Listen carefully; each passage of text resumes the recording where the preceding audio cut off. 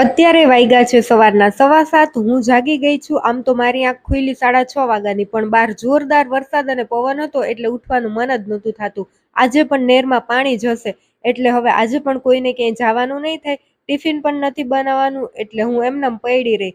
આજે આખી રાત અમારે લાઇટ પણ નહોતી, એમનેમ બધાય સુતાર્યા. પણ વરસાદ જ એવો હતો ને વાતાવરણ સરસ ઠંડુ થઈ ગયું છે. હવે મેં કીધું હાલો પેલા કચરો તો વાળી લઉં. તો હું બેટરી ચાલુ રાખીને કચરો વાળતી હતી, ત્યાં કામાક્ષી જાગી ગઈ. પછી એને થોડીક વાર દાદા પાસે સુવડાવી અને મેં કચરો વાળવાનું કામ પૂરું કર્યું. મારી હારોહાર કામાક્ષી જાગે એટલે એને જ પેલા નાવાનું હોય, તો મેં એના પેલા નવડાવી, માથું ઓડાવી દીધું અને પછી મારો વારો આવ્યો નાવાનો. નાસ્તામાં આજે બ્રેડ શેકવાની હતી, હું બ્રેડ શેકું છું ને બીજી બાજુ હેતવીએ ચા મૂક્યો. મસાલો ભરેલી બ્રેડ પણ અમે રાખી દીધી હતી, જેટલા જોઈએ એટલા જ પકોડા તળ્યા હતા. તો અત્યારમાં ઈ બ્રેડ પણ શેકી નાખી અને મજા આવી ગઈ આવો બધો નાસ્તો કરવાની. બારી કે દરવાજો હોલનો તો કંઈ ખુલે એમ જ નથી. જોરદાર પવન ને વરસાદ છે તે વરસાદના છાંટા ઉડી ઉડીને અંદર આવે છે. એટલે પછી હું ને કામાક્ષી બે તો અંધારામાં રમતા હતા. બપોરે રસોઈમાં અમારે વઘારેલો ભાત, શાક, રોટલી, સંભારો એ બધું બનાવવાનું છે.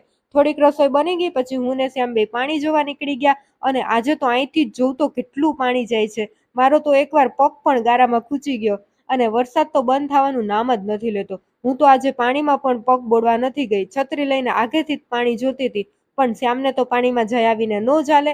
આજે તો કાલ કરતાં પણ વધારે પાણી છે. શ્યામને ગોઠણ સુધી પાણી પહોંચી ગયું. અને કોઈ નાનું છોકરું હોય ને તો એ તો તણાઈ જ જાય, એટલું તાણ પણ હોય. અને મને પણ છે ને આટલા પાણીમાં જતા બહુ જ બીક લાગે. કાંઈ હોય તો આમાં સાપ કે કાંઈ તો શું કરવું બાપા, એટલે હું તો ન જાઉં. પછી ઘરે આવીને રોટલી કરી અને બધાએ વારાફરતી વારા જમી લીધું.